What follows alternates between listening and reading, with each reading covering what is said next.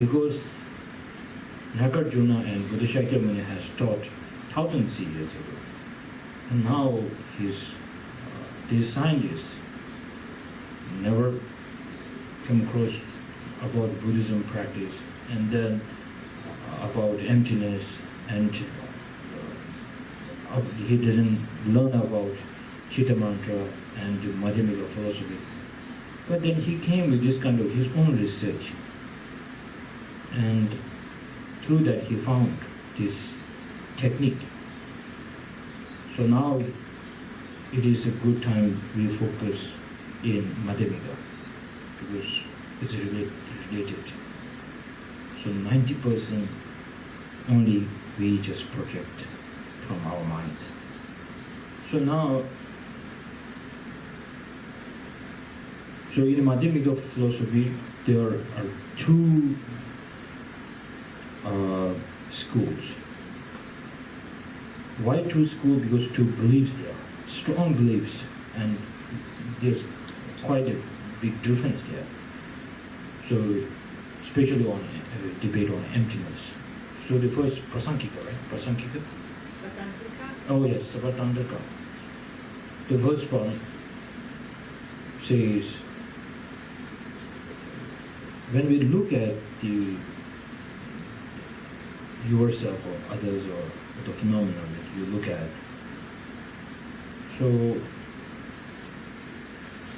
it is like 50-50.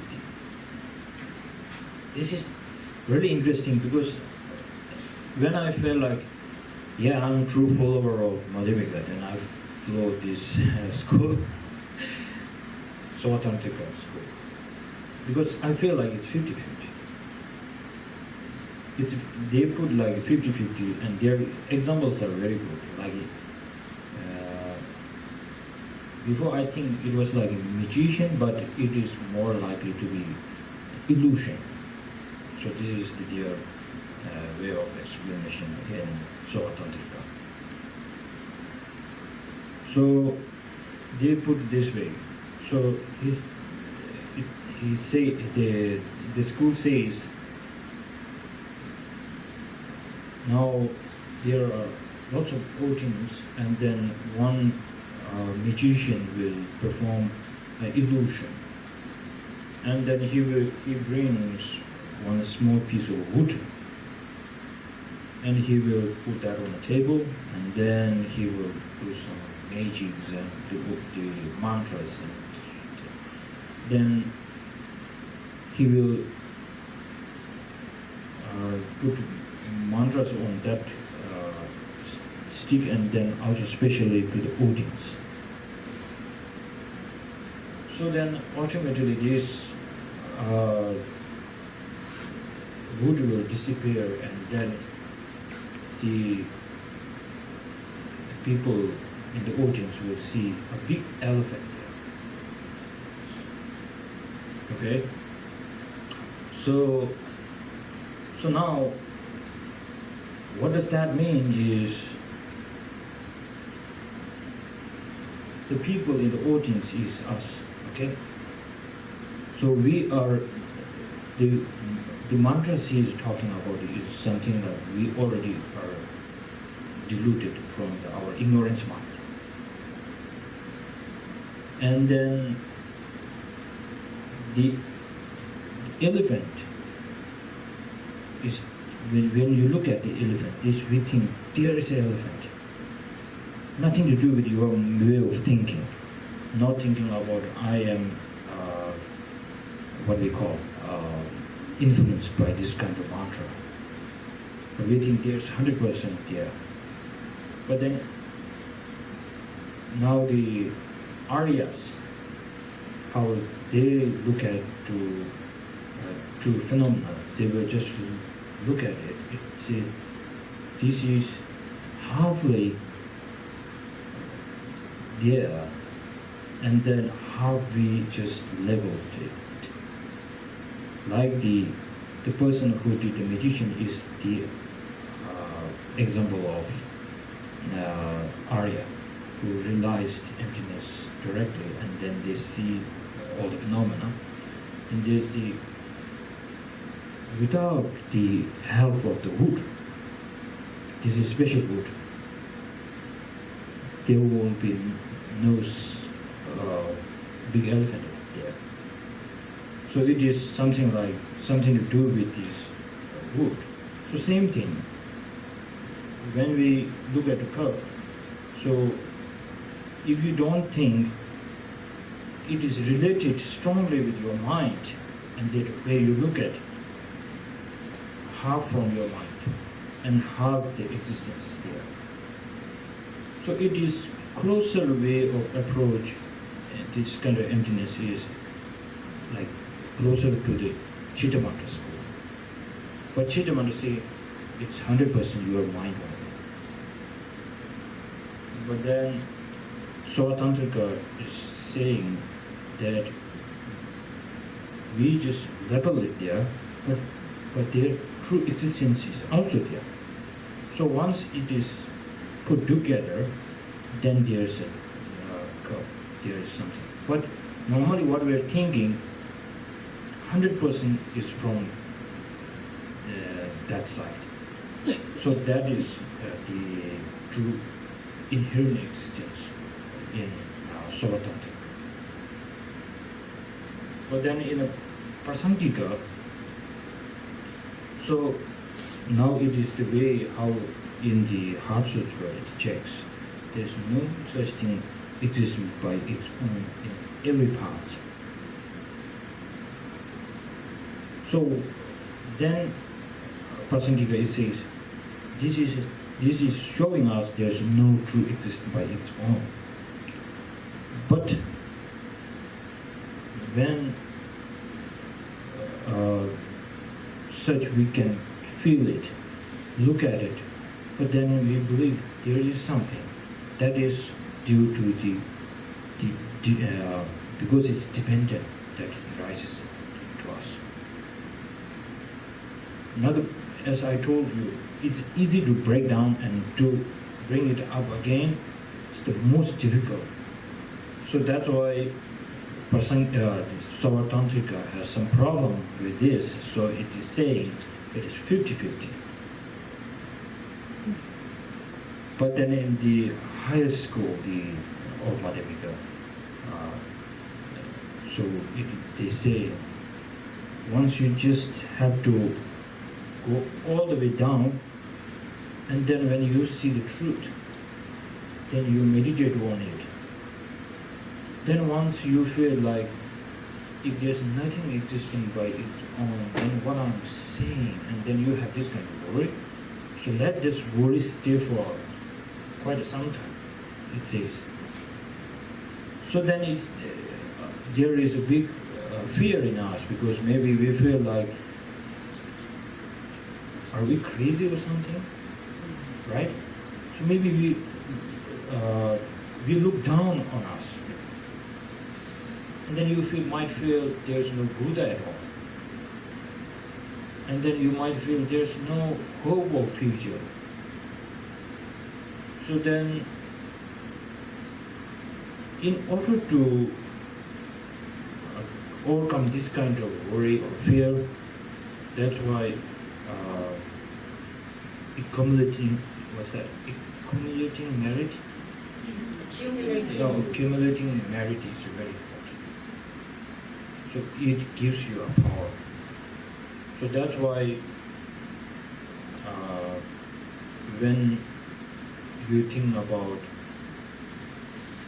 the no exists by its own, but still it's very important to what we call it, to hang on something. Maybe where I'm looking might be wrong, but I will go through my teacher's guidance.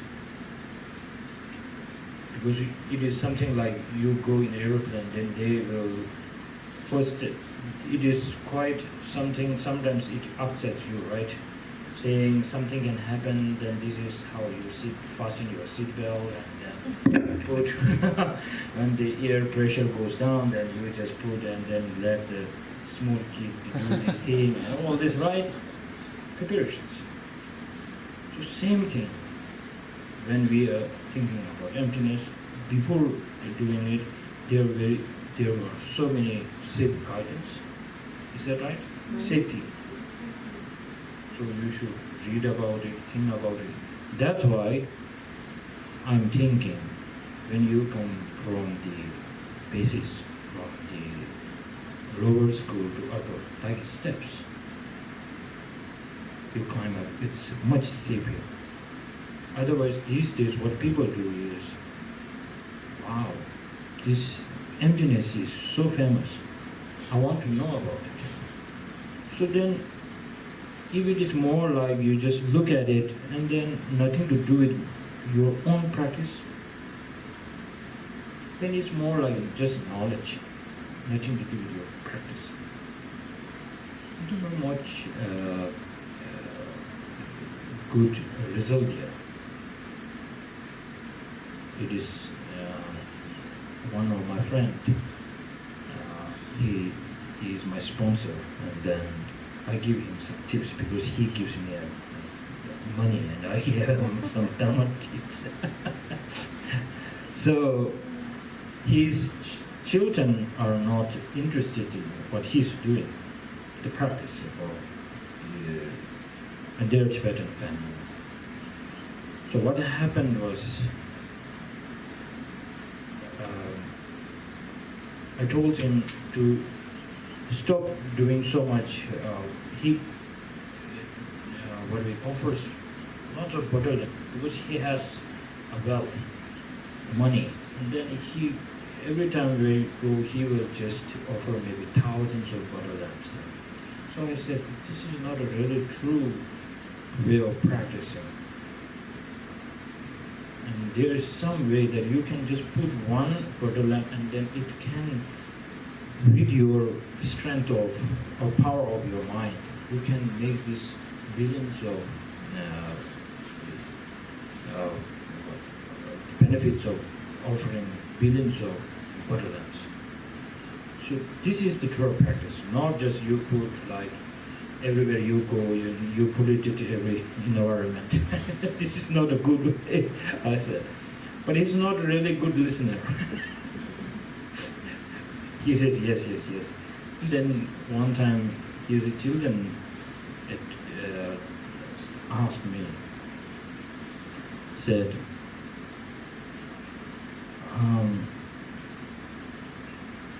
Father, these days our father is doing sort of a practice. Every time he comes out from his practice, he's not himself anymore. He's more angry and he's more wrathful. So I guess something is wrong there. So that's why we need the guidance like from His Holiness Dalai Lama and then Genja Zola, who has studied it and practicing it. So then we will have a safer guide. Not somebody is intelligent on talking and doing nothing and in his practice or her practice. So then the difficulty is maybe he and she can teach you quite good enough. But then once you come across with some difficulties of your own practice, then maybe he might try to help you, maybe it will end up with a bit of suffering down there. Then you feel like, maybe I should stop practicing now. So that's why we need good guidance, and in order to do that, we need to know all the qualities of a teacher should need. It's already Buddha has taught us, so how kind he is, right? So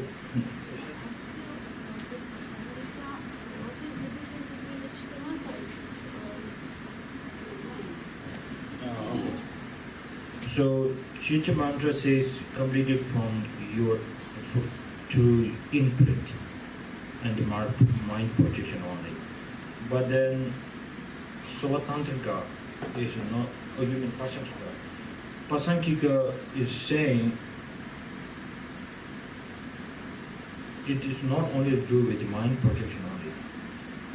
The mind itself, you look and check, you cannot find the mind and the imprints. But then, Chitta Mantra does not agree. But they believe, they maybe forget or they don't want to agree that the mind is the most important. This is their own belief.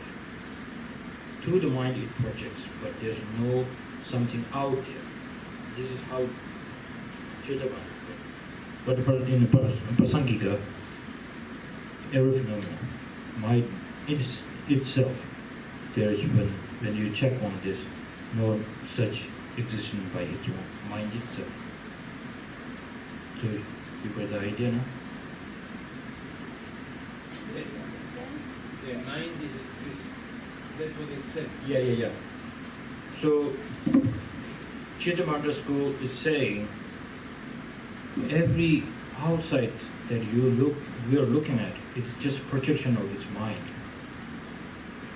But it never talks about true existence or mind existence. Because they believe there is a true mind, something down there in your head. But if you say to Chitta Mantra believer, there's no such, when you check with the mind itself, and then the imprint, so you check and there's no such existence by its own, then there's nothing to hang on for Chitta Mantra. Then the biggest worry for Chitta Mantra is saying, if there's no mind, then what I just said, all the projection is for mind. So what I'm saying now, because they have lost the projector. But then Prasangika with very confident saying, look, all the phenomena when you search, you won't ever find it. Because there is no true existence by its own. But then the worry, if you don't need to worry, there is the existence still there. Because when we ever talk about existence, we always talk about dependent. Something to depend on, not from to inherent existence. Other schools, they need something inherent existence. Otherwise, then there's nothing. So, it's very clear now. Yeah, but you may. Yeah, they project. It says mind project too. But then it says mind itself, you just checked it with it. It's in here, right, in Heart Sutra. So mind, and then also when we talk about mind, then we have to talk about past, I think about this. In future, I think like this. Right now, I'm thinking like this. It's dependent on three times. But then it says, no, there's no such thing as a 3 times exists by its own. When you talk about it yesterday, it's already gone. And then when you think about future, it's not yet true existence. And when you're thinking about the present, now you cannot just put present there, it's just moving. Every second it's going, it's not staying. So there's no such thing, solid thing as past, future, and present. So then mind is based on those 3. So then it proves that, but if you tell this thing to Chitta Mantra school, they will be very upset. Because they are not ready. But Prasangika are very ready for this, he said, with a confidence. Because they have strong belief on dependent arising.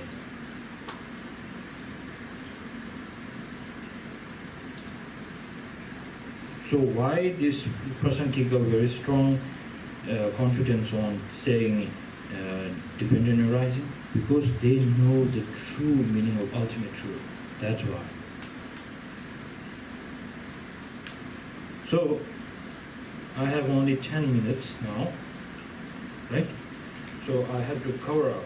Where's my piece of paper? I haven't finished anything yet. Now that we've done Prasangika, everything is fine. No,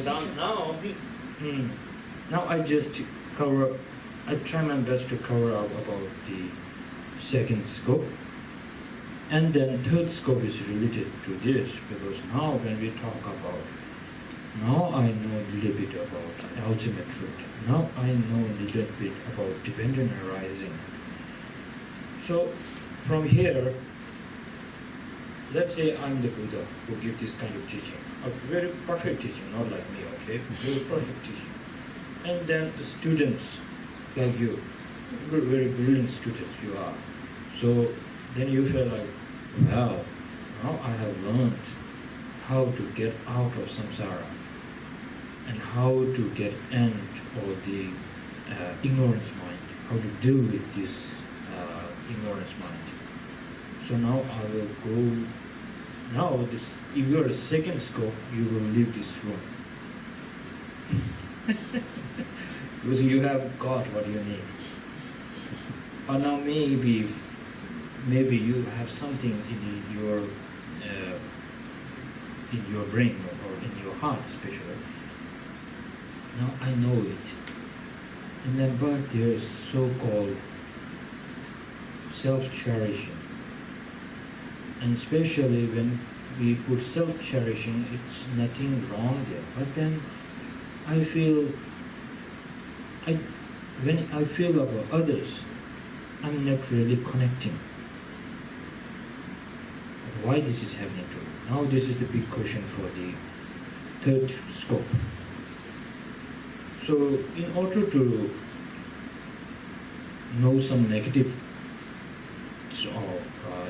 aspects of negative parts of the self-cherishing, so now we have to think like this.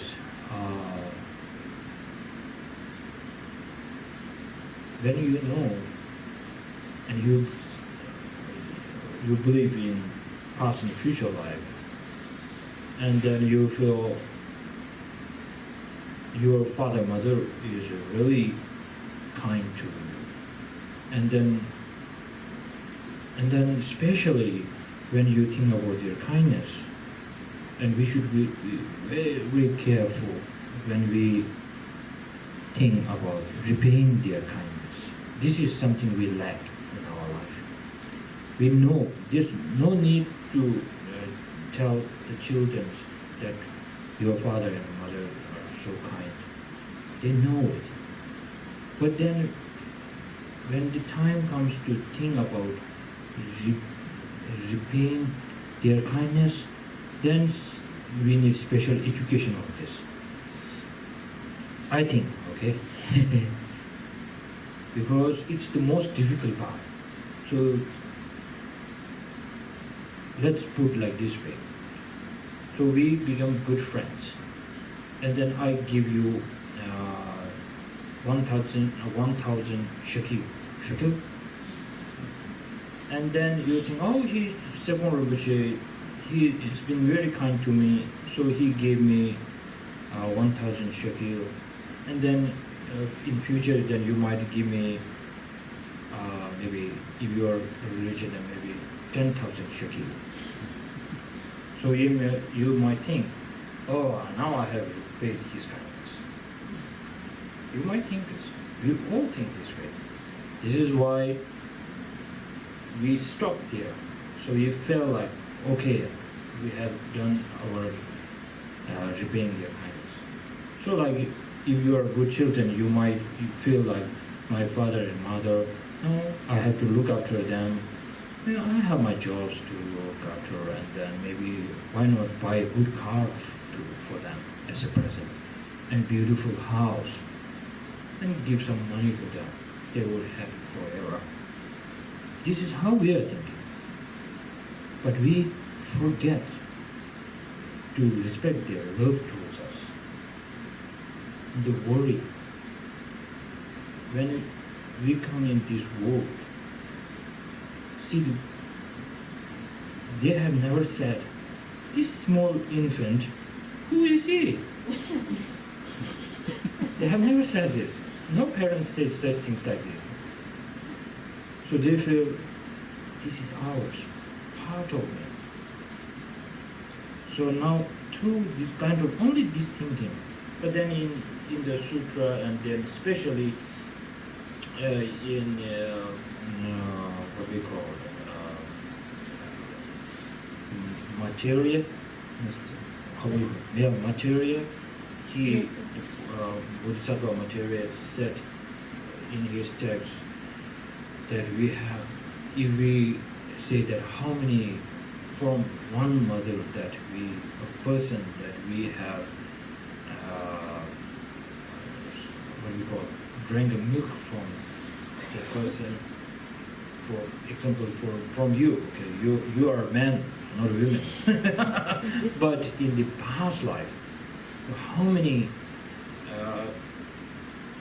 the breastfeeding that you have done to him. If we think about countless lifetime in the past, yes, no exact, like it start from BC or the AC. We cannot put anything like this now here. So now then you feel he's said in his text, saying you have drank thousands of big oceans, thousands and thousands of oceans we drank from. So now maybe this is too much way of thinking right now for us, because we hardly believe our past and future life. But the best thing here to give some value about their attraction or the love towards. And then look at your new kid, how much you care about this small infant. So that kind of affection is, you cannot just give some $1 billion money to repay this kind of kindness. Right? Do you agree? So that's why every time when we are thinking about others' love, compassion, kindness, we should really value that. If not, we always think, he has done such a good thing to me, now I will give him money and I will give him some political support. That's not enough. But then our mind stops here. Because we are not ready to, we lack of this knowledge of true meaning of value of the love and compassion. So now if you can put this way, so then you look at the all sentient beings for a little bit, then you will feel connection there. And they are not like strangers anymore. But strangers are in this life, but something dearest from the past life. So then you put near to, right? 2 minutes. Then in my past lives teaching on kind heart, if you go on YouTube, you can see about it. Just, what's that? A kind heart. Kind heart. Your name was the same? Yeah. Yes. Original name is my past lives. So then there's English translation, because he doesn't know how to speak English like me. So yes, he's on translator, and translator is very good translator called Alex Person. So you listen to him talking about this, it's really interesting. I learned something very new from this teaching. I learned from my past life. How wonderful, right? So he said, if we compare the kindness of Buddha and the sentient beings, it's equal, he said. But normally I was thinking, oh, Buddha, such a kind, Guru, very kind. And sentient beings, they are kind. I always forget this coming to putting equal. So now, if you want to achieve this kind of great goal called fully enlightenment, if you just put one, if